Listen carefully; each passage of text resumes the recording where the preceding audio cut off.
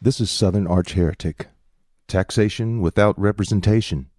Folks, we're just not that different. I'm Kit Rogers, and I have some questions.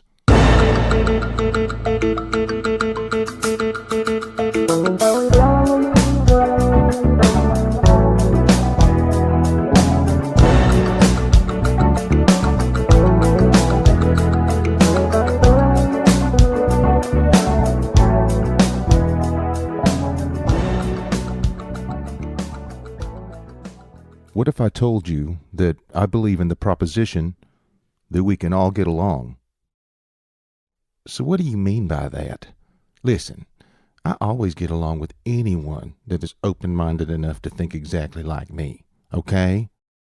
And I'm actually offended that you would even suggest that people like me can't get along with other people.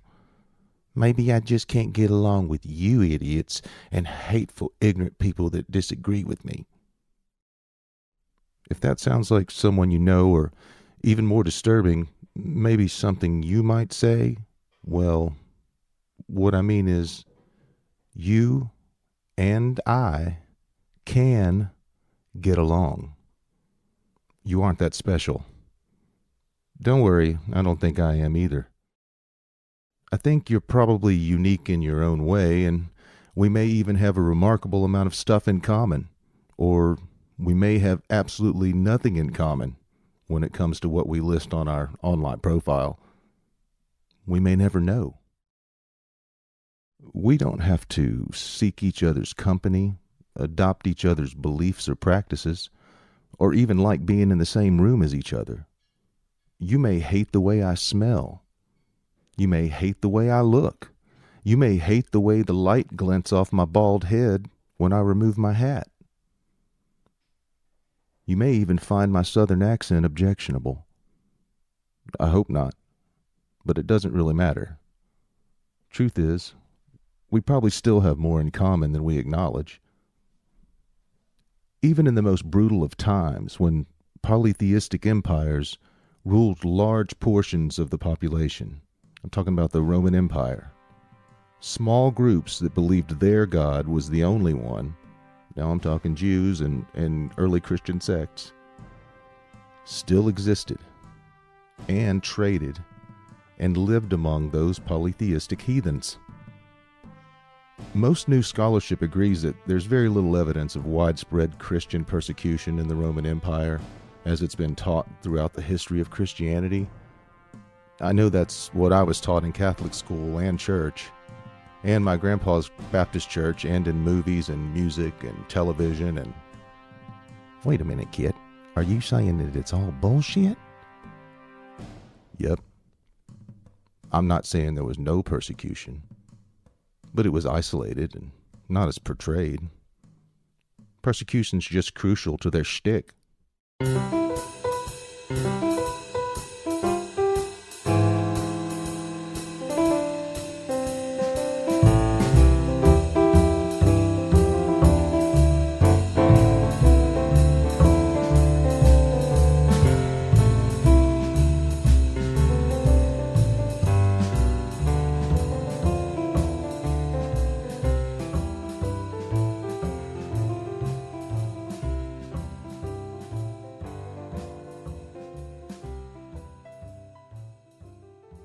For some time, I've made a real effort to be truthful. I don't mean to suggest that I lived a life of lies before that point, but when I decided to make a real effort to speak honestly, I found myself becoming a better listener. I also found that sometimes it is important to pause and edit my thought before actually expressing it as a vocal utterance via my mouth hole. I guess I'm trying something new. Unfettered honesty. I don't mean brutal honesty. Unfettered just means unrestricted and unrestrained.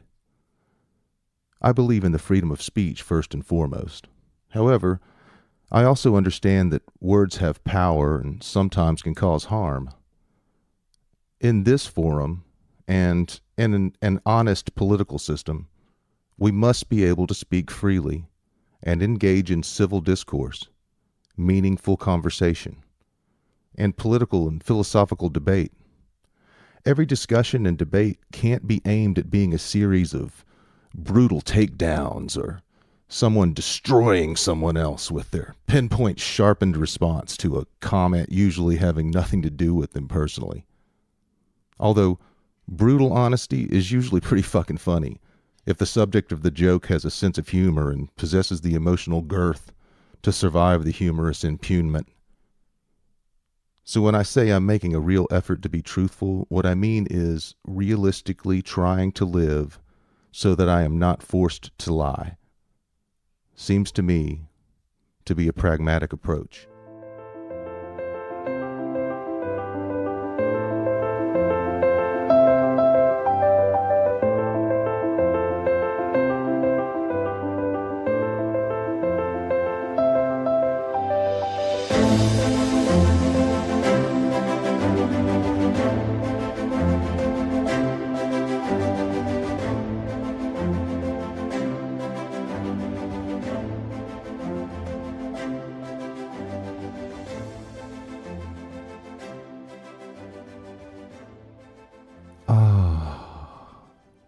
Pragmatism.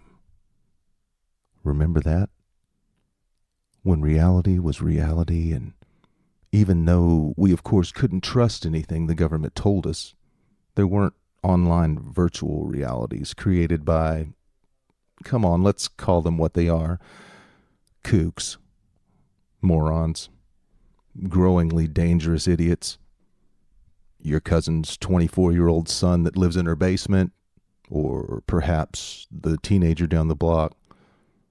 Look, I'm not picking on either political team here. In full disclosure, I've been a lifelong Democrat.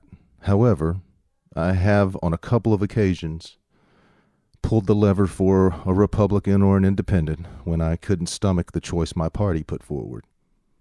Now, I can honestly say neither party really represents my interests.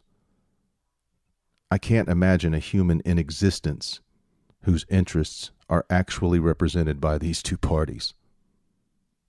It's like we live in the fucking Twilight Zone now. Idiocracy was a self-fulfilling prophecy. We are in a constant election cycle, bombarded by news about how we're supposed to feel about the actual news, which we can't agree is the actual news, because it comes to us in a social media feed based on reports from someone's aunt who heard it at church and reposted it on the Instaface.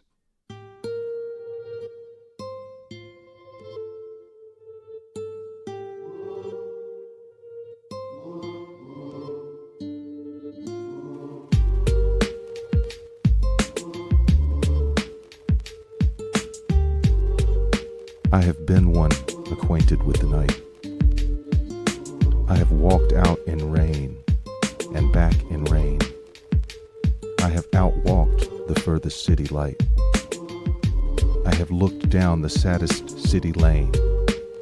I have passed by the watchman on his beat and dropped my eyes, unwilling to explain. I have stood still and stopped the sound of feet when far away an interrupted cry came over houses from another street, but not to call me back or say goodbye. And further still, at an unearthly height, one luminary clock against the sky proclaimed the time was neither wrong nor right. I have been one acquainted with the night. Robert Frost, 1928.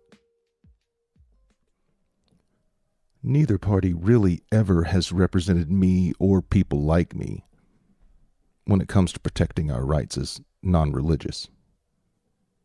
It's funny because throughout the development of our country and its attempt to preserve the rights of the individual, the right of the individual to not believe is always under attack.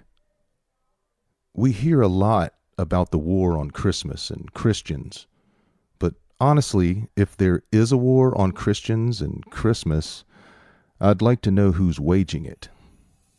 They must be shooting blanks. Also, I'm an atheist, and I feel I can speak for the rational non-believers when I say I'm a fan of gluttony.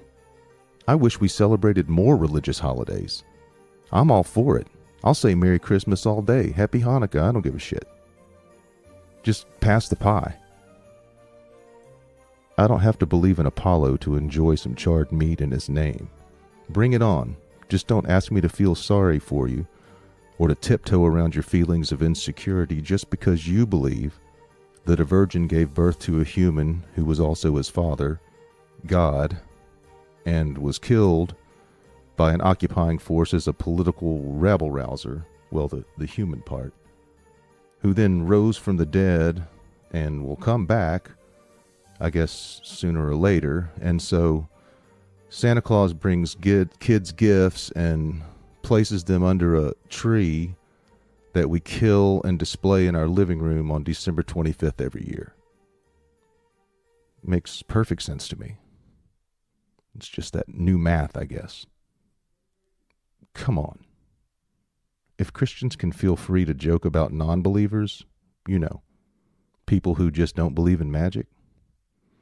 And P.S., I've spent enough time around very religious folks to know for a fact that they do. Not just joke, but openly state whatever they fucking want to about non-believers. I think we can throw a few jabs too. If it's funny, who gives a shit? None of us should be so insecure in a country that claims to have a secular government that ensures the free practice of religion. Christianity, without the proselytization of that unending persecution syndrome and the lesson that life after death will be much better, is left with very little. And I see very little in the way of convincing psychological benefit. How can life sucks be the mantra that fulfills the question of why are we here? God put us here to suffer? Fuck him then. Am I right?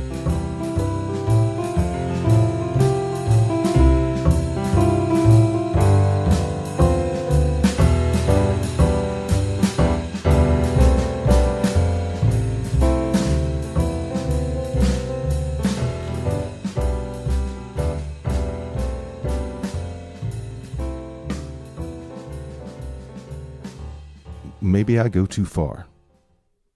Maybe I don't go far enough. Doesn't matter. The point is that I have the right to say it, and so I do. You can too.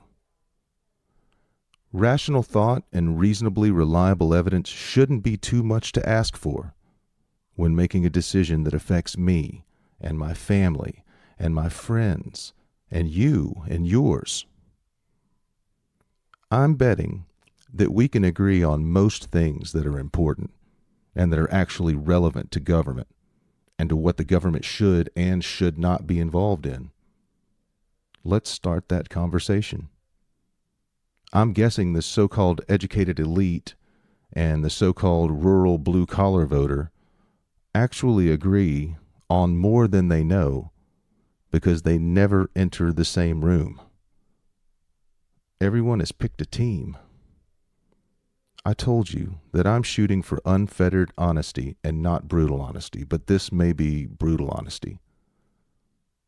If you feel the need to pick a team, then you must face the fact that the individuals that are fighting for the right to be on the ballot for that team must win the votes of that party's base.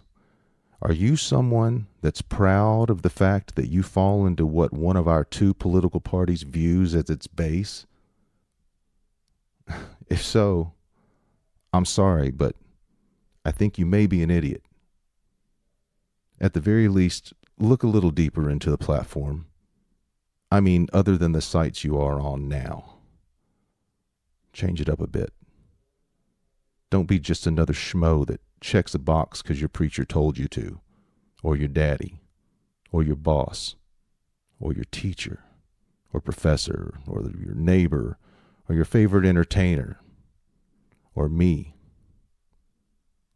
Do some research. Think for yourself. But listen to me. Love you. Mean it.